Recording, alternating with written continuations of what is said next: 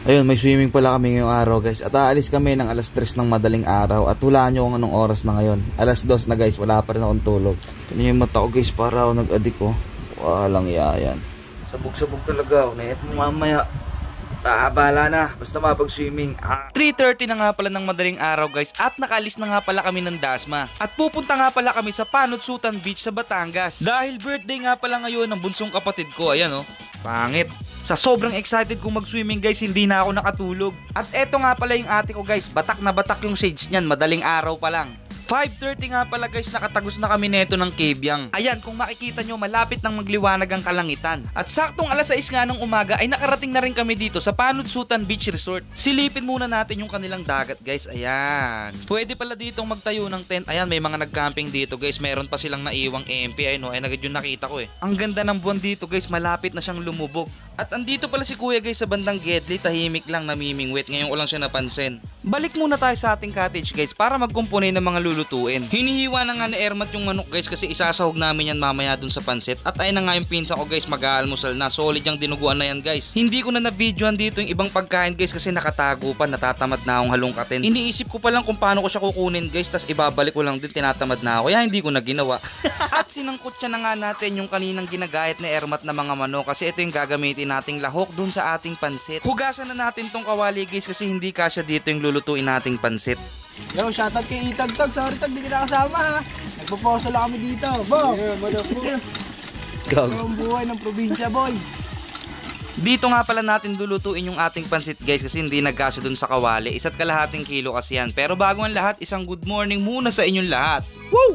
Bumalik pala ako ulit dito sa dagat guys, tapos nakita ko si kuya kanina, ayun o, ang layo na niya ngayon. Sa tingin ko wala pa rin siyang nahuhuli kasi wala pa rin siyang hawak na isda. Sasamantalahin ko muna yung dagat guys habang hindi pa tirik yung araw. Woo! Let's go! Ilang taon na akong hindi nakaligo sa dagat guys, kaya excited na excited ako dito. Bali ang mission ko pala dito guys is makapunta dun sa lugar na pinuntahan kanina ni kuyang namimingwit. Bali tatayo lang pala ako dun tapos papakyuhan ko na kayo. Kung hindi ka naniniwala, edi antayin mo, tignan mo makatungtong ako dun para mapakyuhan kita. Ayan na ako.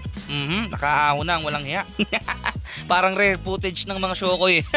Hindi lang masyadong kita yung mukha ko dyan guys, tsaka yung daliri ko kasi sobrang layo niyang nilangoy namin. Ayan na, antayin nyo ha. Hop, hop, pakyu! Pakyu guys! So ayun na nga guys, pagkatapos ko kayong pakyuhan, babalik na ako agad dito, diba? Sabi ko naman sa inyo eh. Habang umaahon ako dito sa Pangpang guys, pakiramdam ko ako si Aquaman. Pero bago mahuli ang lahat, alam kong hindi nakita yung kanina kasi malayo yun, kaya malapit ang pakyu ka sa akin. May dumaong pala na bangka dito malapit sa akin guys, kaya tara lapitan natin kasi may mga bagong huli daw na isda. May maya mo magkano? 500 pang kilo na rin. Yung binili ko nila. Ano isda kuya? Maya-maya po. Meron din dito sa rest ng bato, pakul. So iba't ibang uri ng isda pala yung nahuli ni kuya. Mukhang mahusay siya sa mga lahi ng isda. Kaya drenowing ko yung isdang nakita ko kanina doon sa may bandang batuhan. Sabi ko, kuya ganito po yung itsura niya oh. Sabi niya naman sa akin, isdang burat yan. Rare daw yan guys, malinamnam. Masarap daw kahit anong luto pero the best pag kilaw.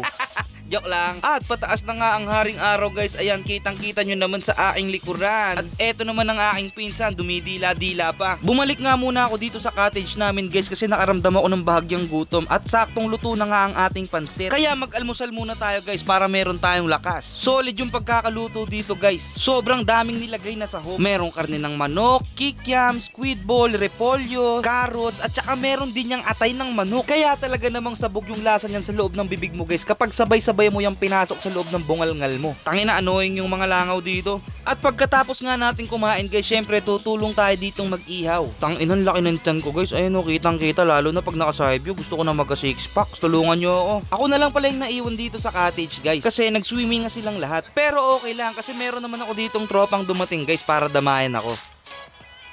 Ayan o, si San Miguel. At may dumating na nga ditong iba sa cottage guys, kaya substitution muna. Tapos na pala ako ditong mag-ihaw, kaya pwede na muna akong bumalik dun sa dagat. Dito guys, medyo trick na yung araw, kaya ang sakit na sa balat. Gusto ko lang sanang mag-relax kanina guys, kaso ngayon parang gusto ko nang manlunod. Tangina, ganito yung aabutan ko sa karagatan. Talaga naman. Gusto ko lang naman sanang mapag-isa saglit. Natingin pa sa camera eh, no? De, joke lang. Shoutout sa inyo. Stay strong. Ang lalandi nila. Joke lang. Umahon na nga pala ako guys dahil dun sa magsyota. Ay mali, nagkamali. Umahon na ako guys kasi talagang sobrang tirik na yung araw dito. Tapos nakuha pang makipaglaro ng kapatid ko ng volleyball. Yung isa kong tita dito guys kahit naka-rush guard hindi na rin kinaya, umahon na. Tala yung takbo. Eto, tignan natin unang sargo. Pong, plakda. Ito naman yung isa kong tita guys, kakatapos lang magkayak, ang bilis din ng takbo. Cinderella.